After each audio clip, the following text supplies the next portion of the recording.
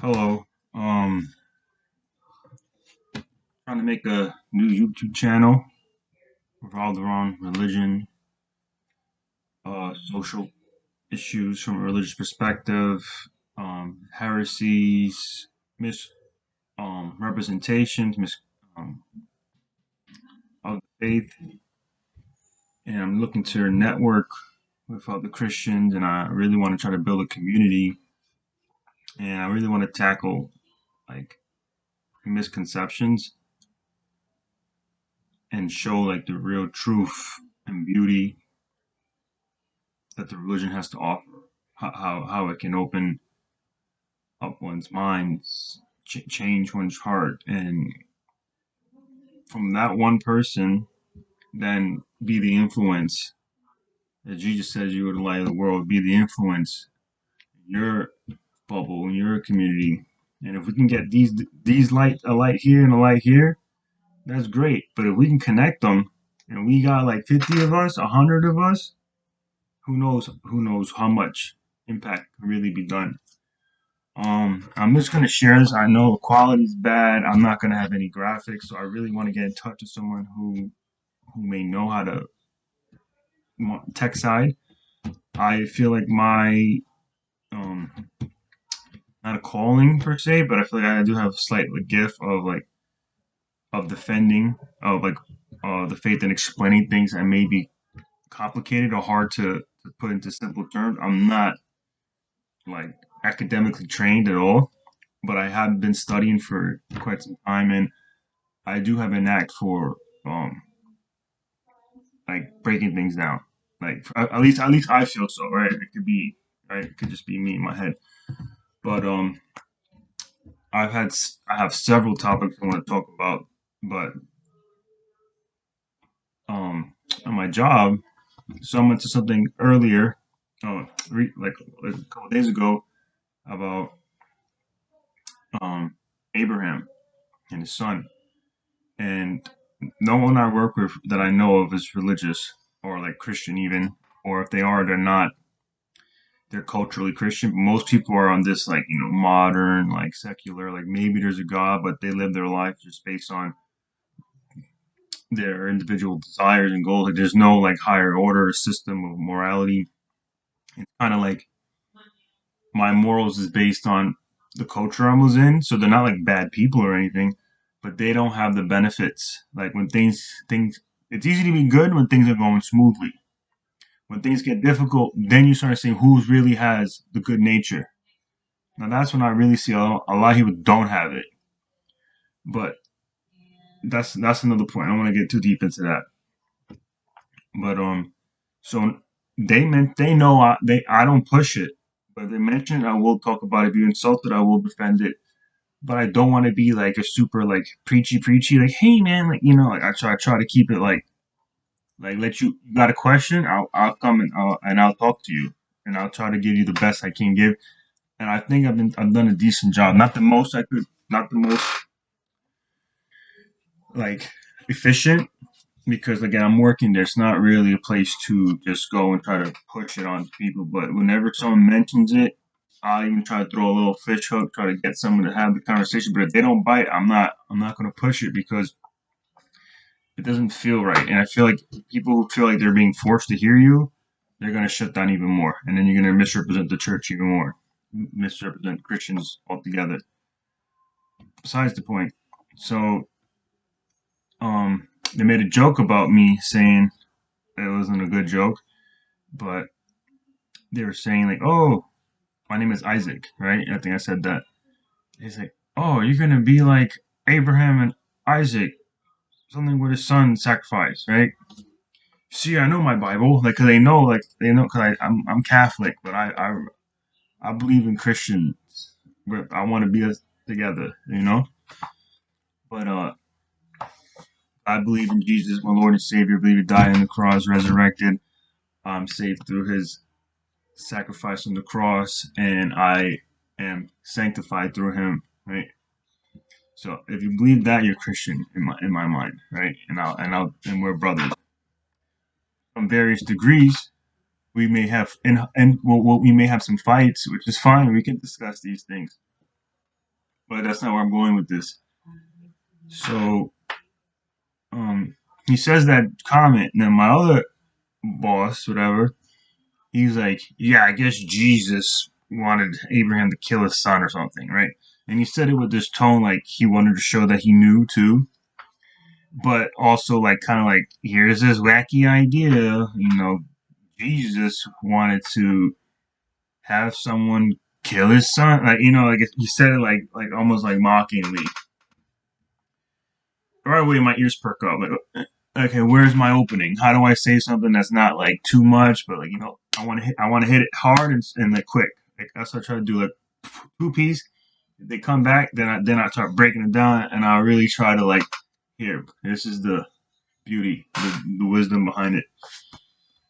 I didn't think of anything. Like one sentence. Like I could do it if I had time to explain it quickly. So thought that would be a good first video. So I can read the passage on of it quickly. I don't know if I don't know if you guys would prefer that. Like, please leave comments. I want to make this better. Um, so I will read from again. You see, this is an Orthodox Bible. I have Catholic Bible. I have Protestant Bibles. I'm not like one of those people who feel like no, you can't read. I read. I got this book because I like the footnotes. This Bible kind of like got the footnotes. When I first started, I was reading King James Bible. I thought I had like the prestigious. Um, I like the RSV. We could do a whole video on this. I like multiple Bibles. Right? So this Orthodox Bible, the Old Testament is a translation of the Septuagint. It does say which translation of the Septuagint. I believe it begins with a B. I don't know if I should spend time looking for that right now. But if you are interested, or if you know, I will I will either let you know or can someone share. I'm just looking quickly to see if it has it in this introduction page here. Obviously, the New Testament is actually the New King James version, which is comical. People who study the history, but yeah, because the King James Bible used Greek manuscripts, and from the I need to refresh. Not the Alexandrian script. But basically the scripts that they use for the for the King James, and evidently the New King James was from the Orthodox Bible manuscripts that they had because it was in the Greek. They wanted to go back to the Greek, while in the West was more influenced by Latin, right? So I'm just going to read. Give me a second. Bear with me. I am still hoping that the type of the text of the Saint Anastas Academy Septuagint.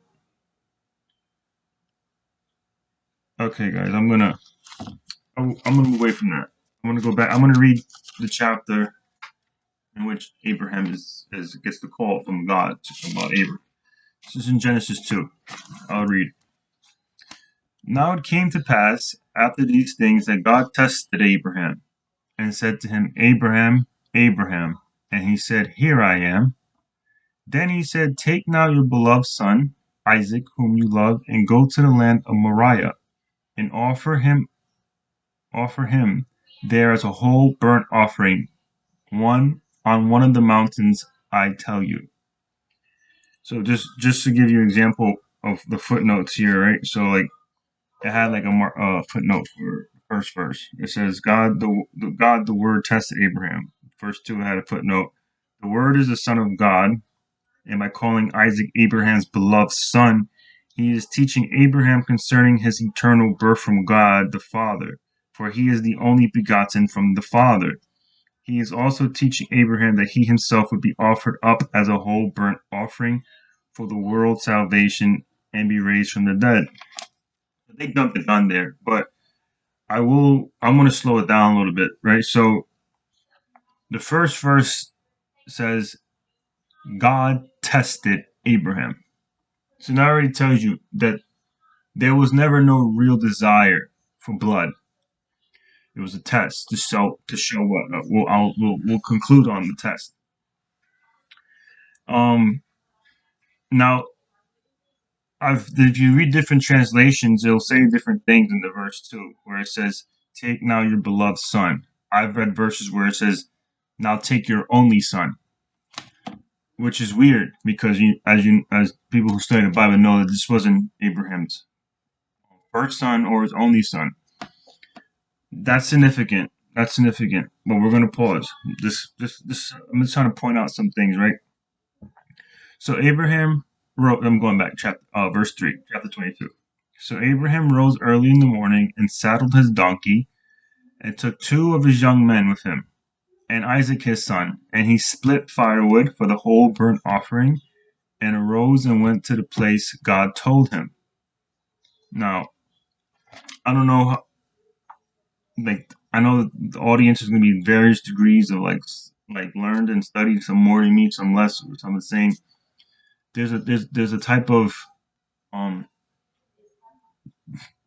how do I say, like, theological tool, or it's called typology, and basically it shows that God's Bible, from all the different books from old and new, are intertwined in types and concepts. So you'll see a concept in the Old Testament or prophecy in the Old Testament that is then linked with wordings in the New and types in the New. For example, in the Bible, Jesus is called the new Adam.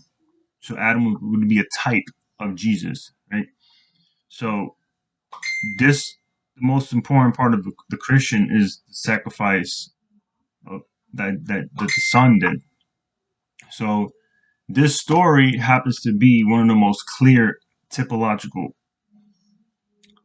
connections or shadowing of the sacrifice, which is miraculous, right? If you really, if I'm able to really express this and share this, you should be. I was blown away when I noticed this, or when I was reading this. So right here, right, the Father sacrificed his beloved Son. Sound familiar? Now here you see it says that they on verse 3 it says Abraham rose early and saddled his donkey. Jesus came into Jerusalem and on Holy Week on a donkey, which is Palm Sunday. Connection, right? Small one. But look at verse 4 here.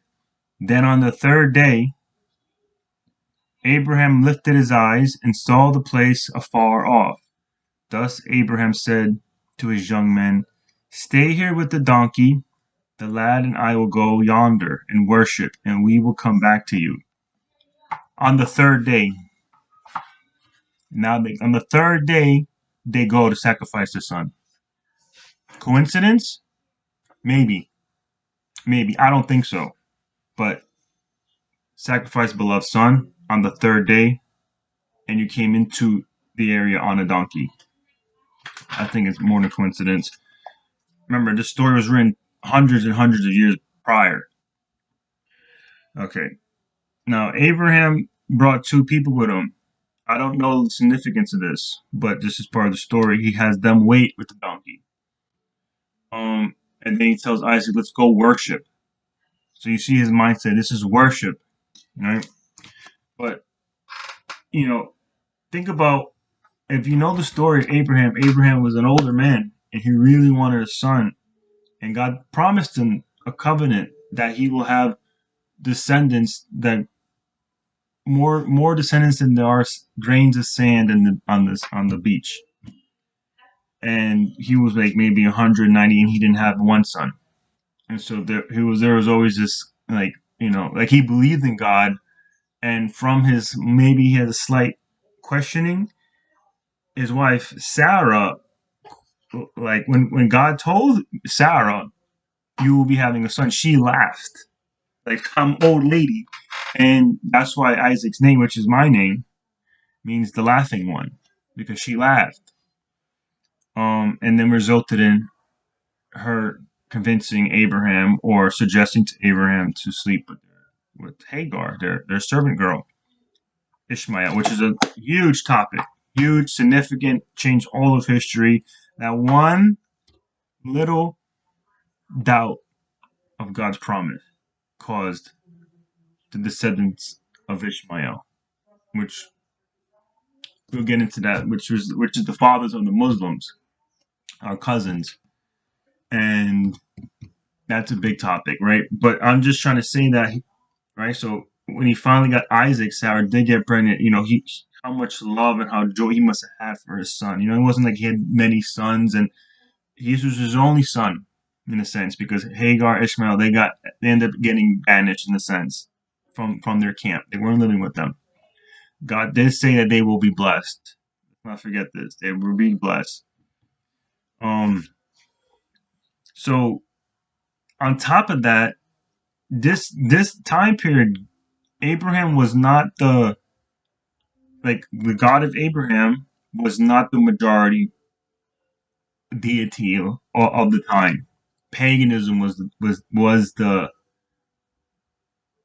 common form of worship. Polytheism was the common form of worship. And so one thing that separated the God of Abraham from the other gods, at least from many of them, was that other gods practiced sacrificing children. Now hold on. Why? There must be power in the blood, in the sacrifice. There has to be power. As a Christian, you have to believe there's power in it because Jesus, Jesus' sacrifice wiped away all the sins. So there's something about the human that contains great power, which the demons try to use for whatever they needed to use for. So there's something more mystical here that I don't understand completely, but it's evident here. Because why would demons ask you to do that? Why did God do this? One second.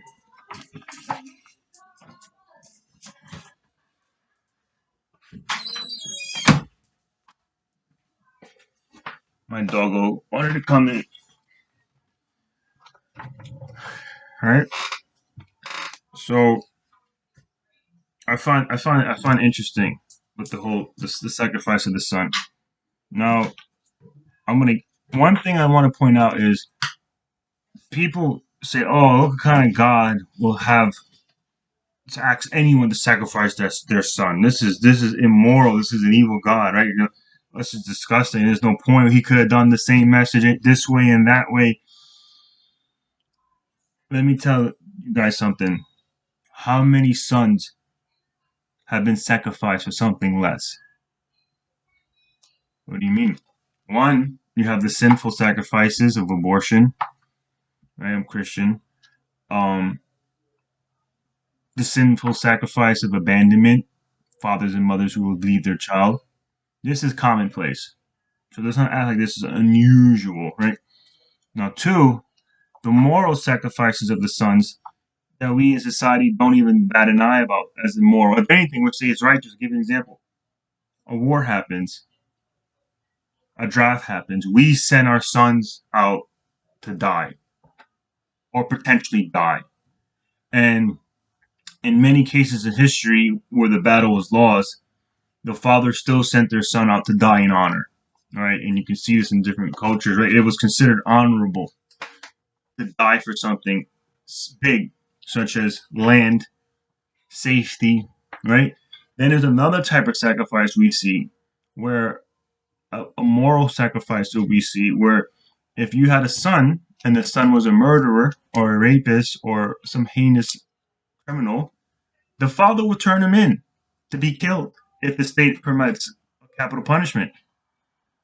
So that means the moral good was more valuable than his son. And when he turned his son in, he sacrificed him to honor the moral good. So there's it's commonplace, and then there's good and bad sacrifices. What's greater than sacrificing for God? There is nothing greater than that. So tell TC Bruni to calm down. And that I look back, and that should have been the comment I said in the office. I should have said more. Sons have been sacrificed for much less. That would have been fire if I said that. I feel if you want that. I know I'm chatting. Let's go back. Let's go to verse 6. So Abraham took the firewood of the whole burnt offering and laid it on Isaac his son. Then he took the fire in his hand and a knife, and the two of them went together. Another type. Jesus held his wood that he was going to be laid on his walk to his own sacrifice. Here you see Isaac being given his own wood that he's going to be laid on towards his sacrifice. It's mimicking the events here. And then the two of them walk. Then Isaac spoke to Abraham. He said, his father. Then Isaac spoke to Abraham, his father, and said, my father. And he said, here I am, my son. Then he said, look, the fire and the firewood, but where is the sheep for the whole burnt offering? The sheep. Where is the sheep for the offering? And Abraham said, my son, God will provide for himself the sheep for a whole burnt offering. So the two of them went together. God will provide the sheep for the offering. Who is the Lamb of God? If you see the picture I have back here, it's a famous Spanish painting, Agnus Dei, by Francisco, I think the man's name was, the Lamb. And the I'm sorry, verse 9. They came to the place where God had told them, and Abraham built an altar there and placed the firewood in order, and he bound Isaac his son hand and foot and laid him on the altar upon the firewood. Now, the Bible doesn't say the age of Isaac, but people say he was like a preteen, maybe 12, 13, 10, because he's able to carry the wood. And there's a Hebrew word here where he says boy, which means like a child, but so that's about the age. So yeah, I don't know if it specifies if Isaac was fighting back at this point, but either way, Abraham would have been able to overpower him. And I just try to imagine the state he must be in. Like, he loves God so much that this sacrifice of his beloved son, he put that second. He put that underneath the worship and honoring of God. Very powerful story. Very powerful story. And people miss that part of it because it's like, oh, my son is more valuable than God. But, well, is he really? Is he really? Was it not God who gave you life? Was it not God who gave your son life? How can you say God is more important? How can you say a life is greater than the giver of life? Right? But still, nonetheless, we're human. Our attachments, it seems more real. We're holding the baby. It feels more real. And we know it is immoral. We know it's immoral to kill. But not if God ordains it, which is controversial statement. I know. But as we know here, God never intended for him to kill here. Okay, so let's go to verse 10. Then Abraham stretched out his hand and took the knife to slay his son. But the angel of the Lord came to him from heaven and said, Abraham, Abraham. So he said, here I am. He then replied, do not lay your hand on the lad or do anything to him. For now I know you fear God, since for my sake you have not spared your beloved son. Now the footnote here says Abraham received Isaac back alive. This prefigured the resurrection of Christ and the future resurrection from the dead in which Abraham believed. I didn't even think of that. That he received back his son like alive. One thing that I thought about when I was reading it, because I actually wasn't reading. I read this again yesterday. I made a few notes. I was reading a different version, and so I didn't have the footnotes. But when I was reading it, it was my first time reading it. I've had a lot of these concepts in my head that I would think about, but a few things I saw new. That's what I love about the Bible. As you read it again, you see new. You get deeper. It transforms. When it said Abraham, Abraham, these are the Abraham means like the father of many, or something with father. And it was just like, oh, when Jesus was on the cross, he cries out, Eli, Eli, like God, my God, my God. And I was just like, wow, Isaac's potential last words was similar to Jesus's last words, calling out to his father. But in this situation, the angel called out, Abraham, Abraham, Father, Father. I just feel like the mimicking is there. It's not in the same cadence, but it's there. He then replied, "Do not lay your hand on the lad or do anything to him, for now I know you fear God, since for my sake you have not spared your beloved son." Then Abraham lifted his eyes and looked, and there behind him a ram was caught in a thicket by its horns. A thicket is like I didn't know what it means. I had to research it yesterday. Like a thick bush, right? And a ram, a male sheep, was caught. So he brought it for a whole burnt offering in the place of his son. So God provided the sacrifice. Hmm. Thus Abraham called the name of this place, "The Lord has appeared." As it is said to this day, in the mountain the Lord was seen. I feel like I made a point here in my notes here. The Lord has appeared.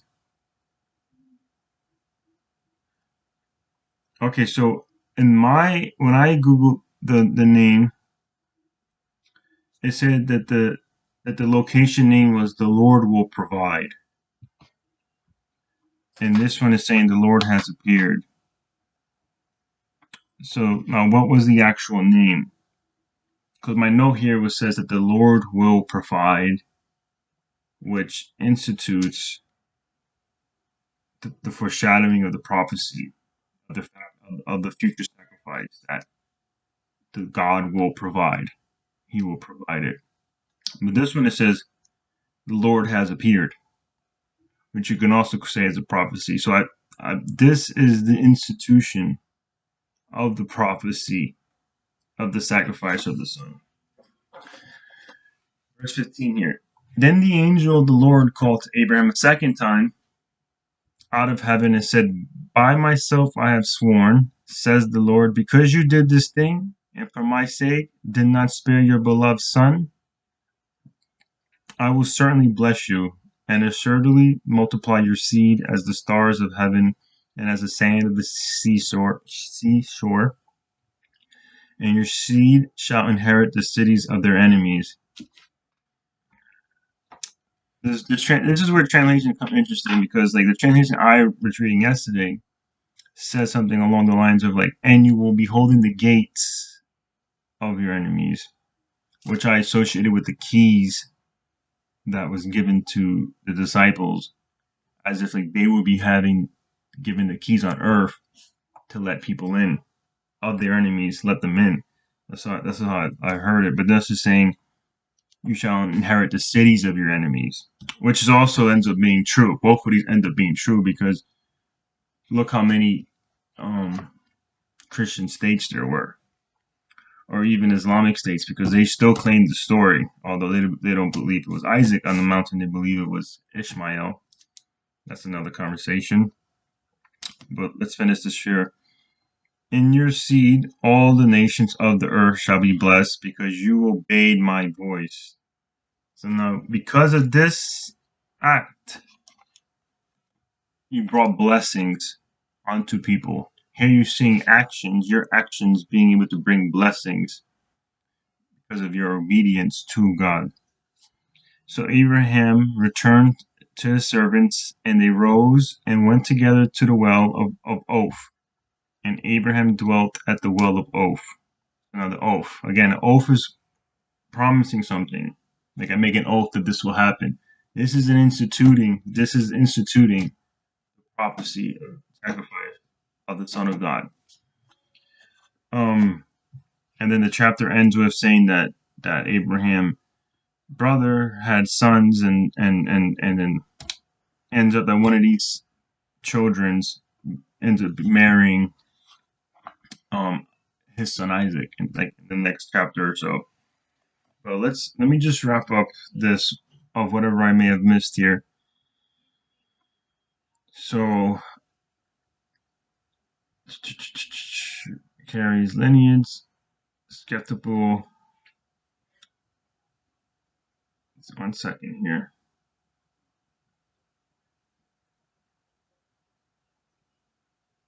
I wrote something here where it says that the, the test was to see if Abraham, the father of the covenanted people, will give up his beloved son for God, as God will give his beloved son for the covenanted people of Abraham.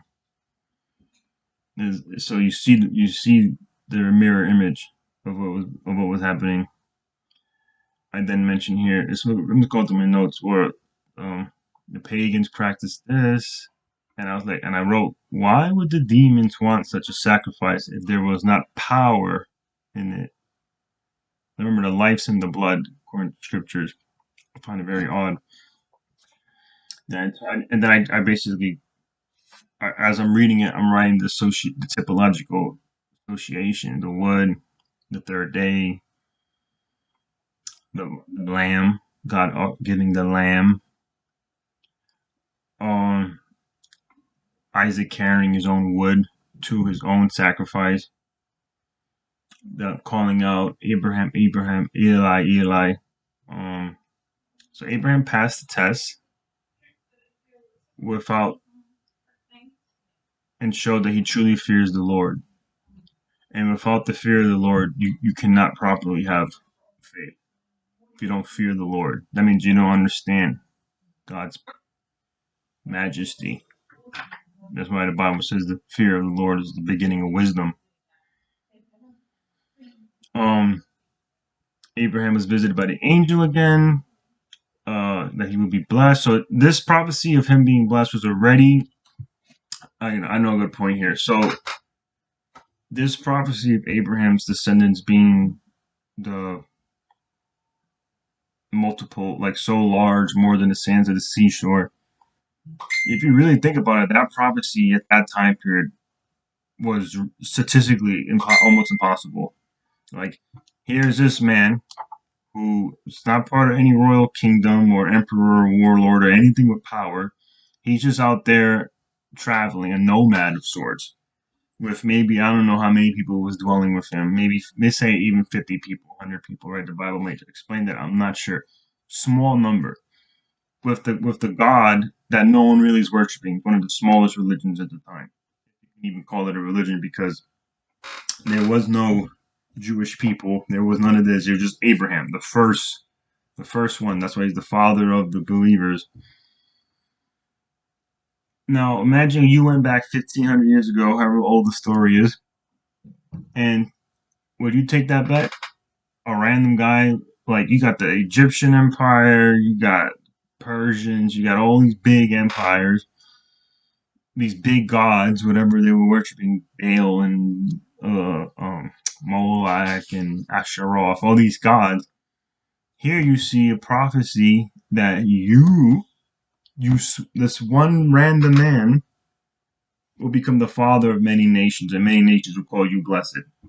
And yet half the world indeed calls Abraham their father and calls him blessed. That's billions and billions of people prophesied 1,500 years ago. The statistical probability of that is unlikely. You would think that the Pharaoh's son, the Pharaoh of the time, or the king of another area at the time, would be able to claim that. No.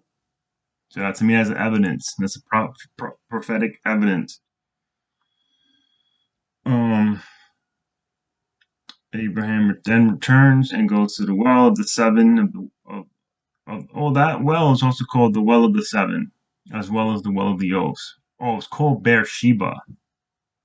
So when I Google it, Beersheba means well of the oaks, or well of the seven oaks, seven sacraments. I don't know. Um, Now I ended off here saying, what does this test mean and stand for? Abraham loved the Lord more than everything else. Abraham feared the Lord more than everything else. The man who should be the father of God's people should put God above everything else and fear the Lord more than everything else. Yeah, so if you're God and you were going to pick one man to institute your people, it would have to be someone who loved you more than anything else. So this test proves it. It proves it, and then it institutes the prophecy. Um, yeah. So let me know what you think, and I'll keep working on it. I'm hoping to work on some like better screen stuff and maybe live streams and stuff. But yeah, just let me know. It's the first one.